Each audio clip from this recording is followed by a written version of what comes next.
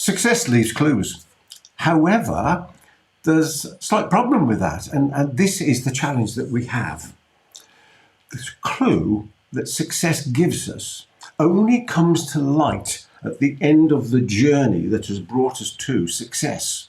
So here we are, we're achieving something, we've got the goal, we've got the dream, we've got the desired outcome, and that success gives us a clue as to what we did previously worked.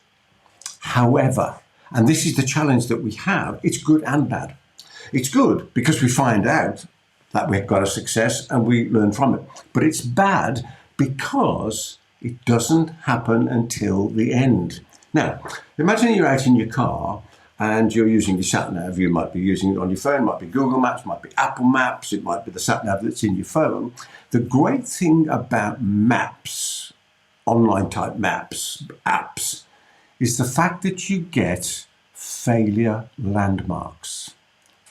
You know as well as I do, if you're driving around and you've got Google set or you've got Apple set, wherever it is, and you turn in the wrong direction, the map will try and correct, or you might even get an announcement to tell you that you're going in the wrong direction. You'll certainly get a flag up that you're going in the wrong direction. Or if there's problems ahead on the road and you've got a destination programmed, you'll get notifications that if you keep on in this way, you won't get there because there's a hold-up of some description. So these failure landmarks are really important. However, they only work if we measure. I've talked before on one of these videos, which you'll find around, about an idea I was taught years ago, which was Goal Plan Action Feedback, which now I call WHAM. Why we want something, what we want to achieve, how we're going to achieve it, the actions we're going to take, and the measurements that we're going to take, because we do need to measure. And this is why. Because time and distance traveled compounds the effect of error. So if we make a mistake here and we don't do anything about it, and I'll give you some examples in a second, then time and distance will compound the effect of that mistake. However, when, despite the mistake, we get a success, we forget the mistake that we made and we don't correct it for the next time.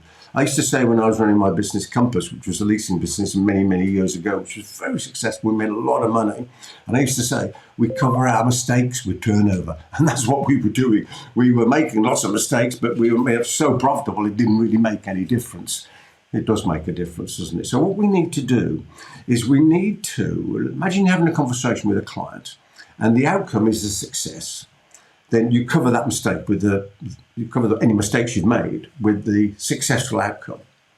However, if we are aware of these failure landmarks, let's say, for example, you sit down with the client, you get into the conversation, you give your opening, and you say, as I understand it, the purpose of our meeting is, and you go on and say what it is. And the client leans back and you get this look of concern in their face and they fold their arms. Now, if our sensory acuity isn't very high and we don't spot that, then we won't know that that mistake happens. Similarly, if we're in the gathering stage, and as we're gathering, the client is very terse with their answers, and they're not giving us quite what we want, that again is a failure landmark that we need to learn from. Success leaves clues, but unfortunately, they only happen at the end. Failure landmarks leave clues, and fortunately, they happen all the way through the process.